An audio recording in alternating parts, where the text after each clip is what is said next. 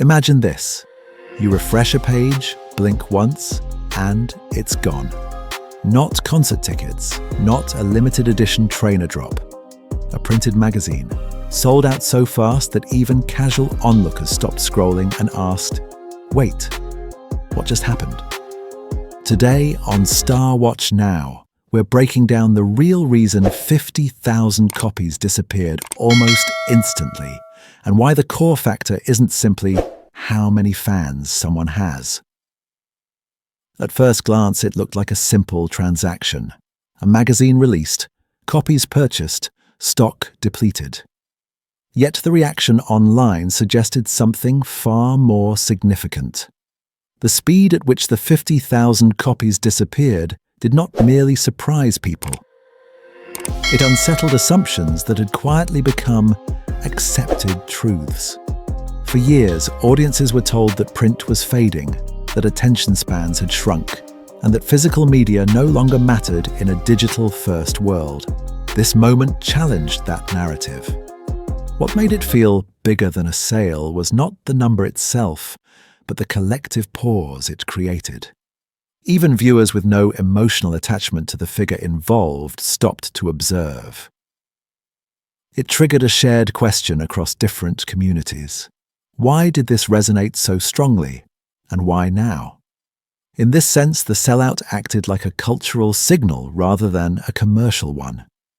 It reminded audiences that markets do not move solely on habit or trends, but on moments when meaning, timing, and public sentiment align.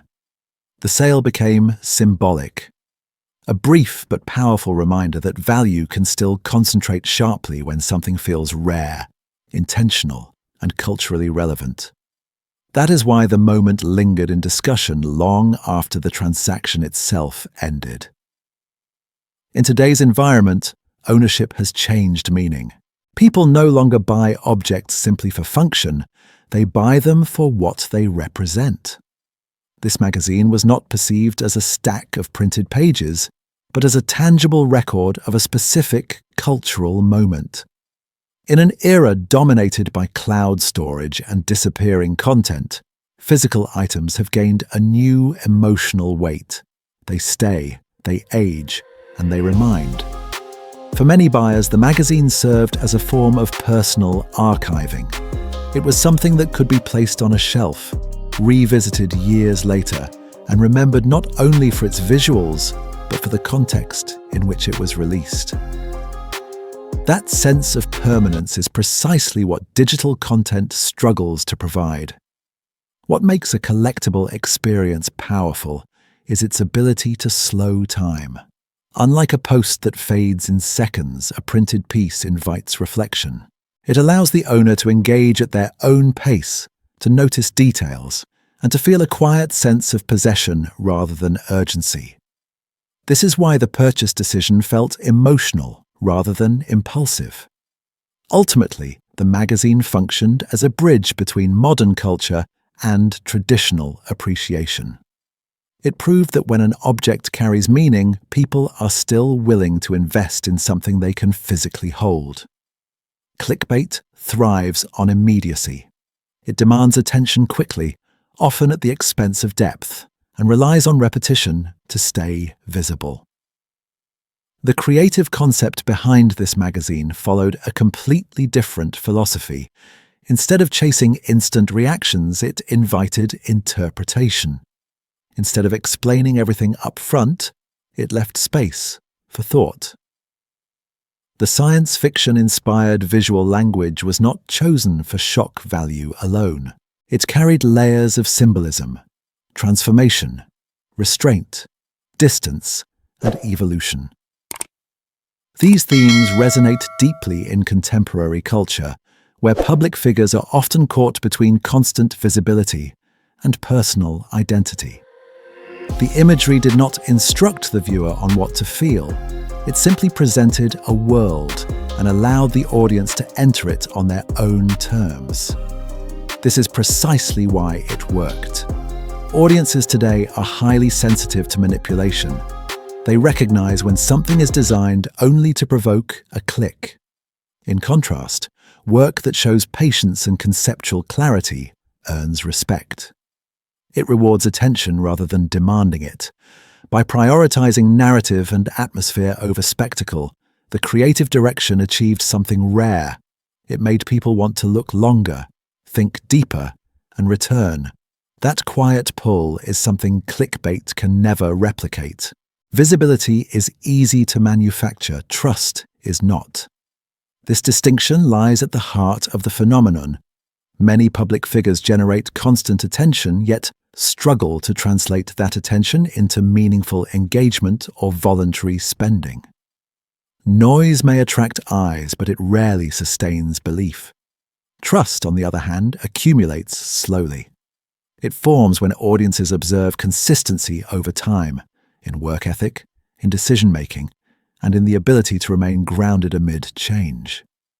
When trust exists, audiences do not feel pressured to act. They act willingly. This sellout illustrates that conversion happens when people feel safe investing their time or money. They are not responding to urgency or instruction, but to confidence. Confidence that what they are buying reflects genuine effort and integrity rather than short-term strategy. In practical terms, this marks a shift in how influence operates. Numbers alone no longer persuade. Audiences now assess credibility intuitively. Does this person deliver? Do their choices align with their image? Do they respect the audience's intelligence? When the answer is consistently yes, trust becomes transferable. And trust, unlike noise, has real economic and cultural weight. One of the most overlooked aspects of this event is its ability to connect audiences that rarely overlap. Entertainment followers, fashion readers, design enthusiasts, and culturally curious observers each approached the magazine from different angles, yet arrived at the same point of interest. This is what cross-audience bridging looks like in practice.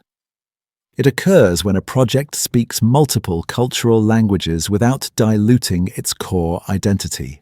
Rather than targeting everyone directly, it creates a shared center that different groups can approach from their own perspectives. Such bridging is difficult to achieve because it requires balance. Too much simplification alienates specialists. Too much niche focus excludes the general public.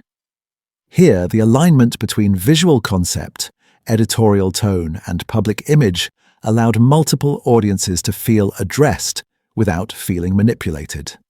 The result is reach that feels organic rather than forced. Viewers encounter the content not because it is pushed aggressively, but because it travels naturally across communities through discussion, curiosity, and recommendation. This layered appeal is what transforms a single release into a wider cultural moment. It expands relevance beyond fandom and positions the work within a broader conversation about art, identity, and value. If you enjoyed this breakdown, please subscribe to StarWatch Now, so you never miss our next deep dive into the moments that reshape entertainment and culture. Thank you for watching and for spending your time with us today. Keep your eyes open because the next headline might look small at first, until you realize it's signaling something much bigger.